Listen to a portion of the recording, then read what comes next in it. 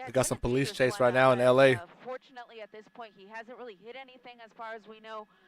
Close call with those pedestrians earlier, but they were fine. And right now, as far as I can tell, he's still behind the tree. There he is, just popping out right now as he approaches Manchester yet again. But now he's going southbound, so he's actually going to come a little bit closer to us if he does continue heading southbound. Again, because of LAX, we can't really get any closer, so he kind of needs to come to us in order for us to I don't even get know right what overhead. But he is entering Inglewood, why he was still pursuing. highly residential area just off of Van Ness and 88th.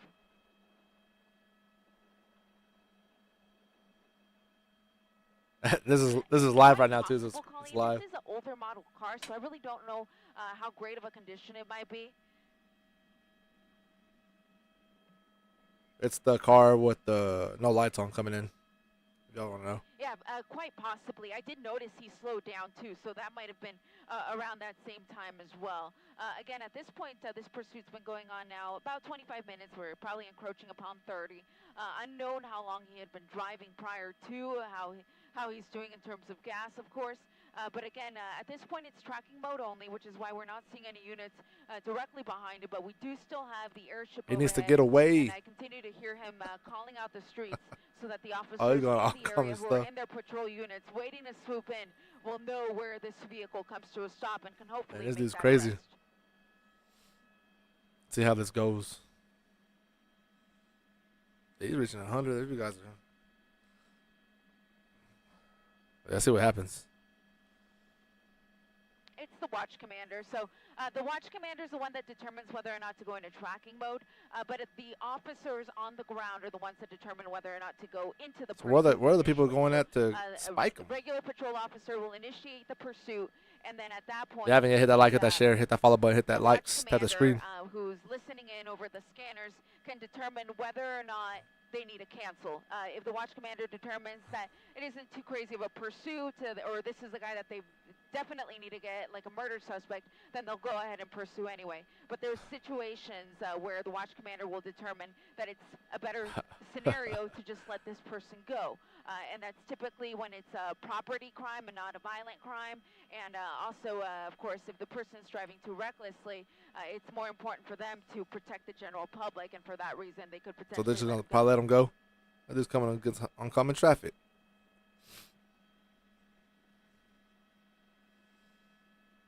So he's going. If y'all can't see, y'all.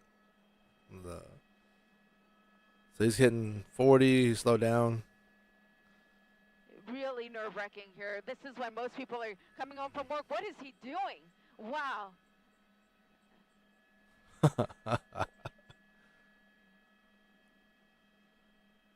Wow, that made no sense to me. He had the road open right in front of him. Why do that? But I'm actually hearing right now on the scanner that because of that little move that he just did, it's too dangerous. So just what I was talking about right now a second ago, the danger level in all of this, the watch commander has determined that it's safest to just let this. You haven't hit that like, hit that share, hit that follow button, tap that screen. The pursuit. It's going to go right under us here for just a second, but we'll pick him up as he goes under the aircraft here. But again, so he's going like on the scanner is because of these maneuvers that we he's going like 40 now. That were simply 50. Too dangerous. The LAPD no, he's 40. He's slowed down. Slowing down. Go and cancel the pursuit. I don't know why he's running. This is in Hawthorne, California right now. I guess he's going really much everywhere. Exactly. As far as we know, the car's not stolen, so they're able to run the information on the car, and they know who's driving. They can go wait for this person at home. But in terms of having units or even the airship overhead, it sounds like LAPD has determined that it is just safer to let this guy try to head home or head to a friend's house or a parking structure, but do that on his own without them. So they're not going to try to get him at all? And hopefully they'll be able to get him at some other point.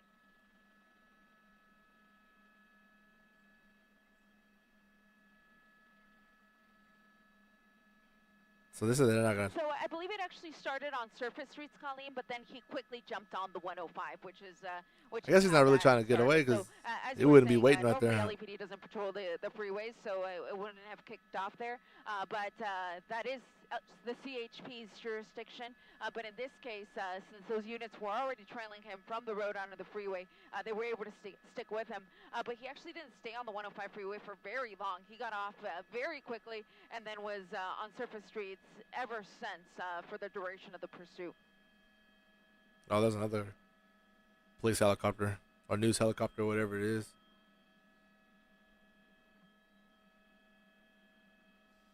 So they said they're probably just gonna leave him alone, let him go to a friend's house or go to his house, and they'll just track him there.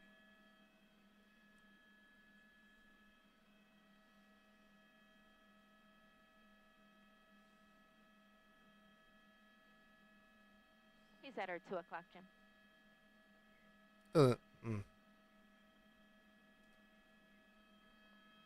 Yeah, so he's on Crenshaw Boulevard at El Segundo. There's the LAPD airship. So he's kind of still keeping tabs on him, even though technically they're not officially in pursuit anymore. But he's just beyond this building. So they're not in pursuit so we'll anymore see him at all. out here. He's stuck in traffic, so he's going to be forced to continue westbound here. So coming out here in just a sec, there he is. I'll be laughing they lose him. But like I said, they're not pursuing him no more. So.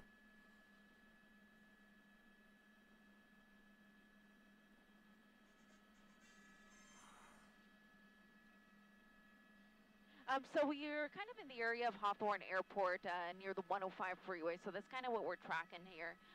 But we're in Hawthorne and continuing westbound, so if he continues in this general direction, it would eventually get him to LAX, and that has been a very popular spot for pursuit drivers to head to because they're getting knowledgeable that oftentimes when pursuits head to LAX, it's really difficult for the airship to follow, and of course there's lots of parking structures and lots of places to hide. So as of late, it has become a popular spot for some of these pursuits to come to an end. Right now, he is heading in that general area. Go ahead, Michael.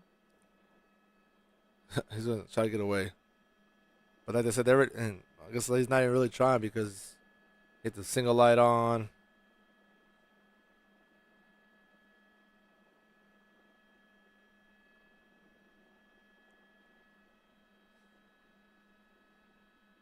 Yeah, he was going freeway speeds on surface streets and is now slowing down here, heading into an alley.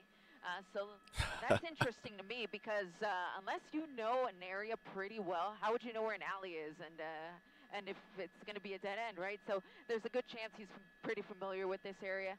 We're essentially just off of Crenshaw Boulevard and 135th Street in the Inglewood area, just making our way here down an alley that borders a street on one side and then a commercial area on the other.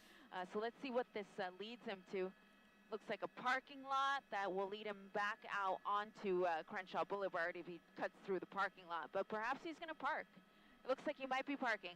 So, Jim, if we could come around a bit. So he's just on the other side of this building. Can't quite see him, so we're going to just kind of keep a little bit of a loose shot, see if maybe anyone gets out of the vehicle or if they park or if they're just kind of trying to figure out where to go from here. But again, Crenshaw I think he got out. 39th.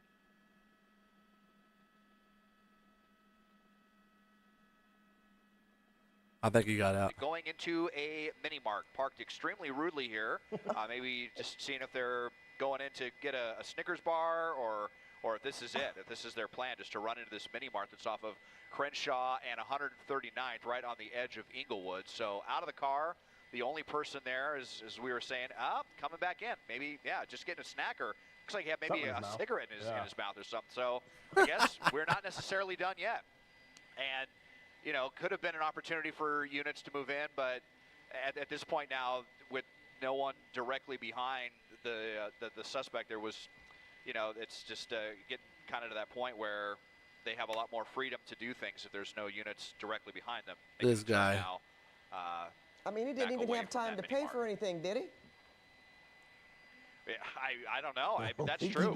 You know, even if you tapped your card or something there, or if you just threw a $20 bill, or if you just grabbed something and ran back in the car. But you're right. I mean, he was only in there for maybe 20 seconds, as definitely had a craving for something, I suppose. But well, he seemed to be slowing down. Oh, come on. Okay, if we could get. Okay, that's what I say. I'm gonna say he's not trying to run anymore because he's stopping at the lights, putting his turn signal on. He's doing everything. If you haven't, man, hit that like, hit that share, tap that screen, share it, tap it, share it. Yeah, it was initially the DUI reason was why they tried to pull him over. So perhaps he was swerving, driving a little erratically, and so an officer tried to pull him over. It was an officer from the LAPD Southeast Division, which is essentially the South LA area of the city.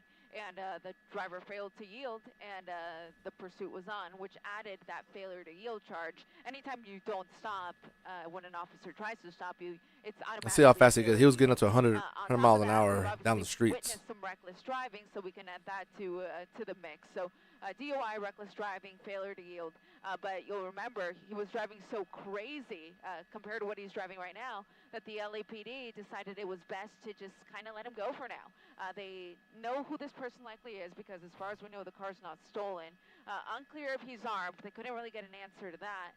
But we did see him stop there momentarily at a local business, but is now back on residential streets in the Hawthorne area.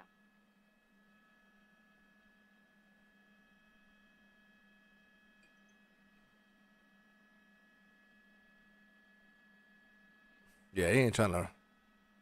Let's see if he tries to. He's going 40, 50 miles an hour, 70, 77.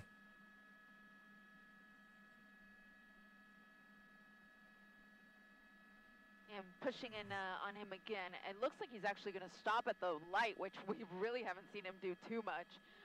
So going into tracking mode or just completely backing off really does appear to be working in this case because the driver has slowed down significantly. But is now continuing through Yukon Street on Rosecrans, still in the Hawthorne area. Again, at this point, we don't know where the vehicle is registered to. That would give us a little bit of insight as to where he may possibly end up, because drivers do tend to either go back home or return to an area that is familiar to them. But for now, Rosecrans coming up to Cornbloom here in Hawthorne. It sure is going slow now.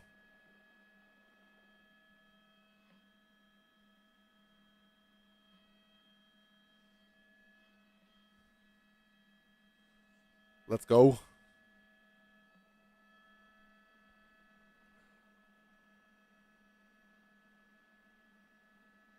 Yeah, correct. They're not officially in pursuit anymore, so there's not going to be any units directly behind him. The airship's in the general area, and he's done it. So that means they're done. Man, they are done. I'm not going to try to get him no more. So I'm going to end it and come back and play a little bit, maybe about an hour.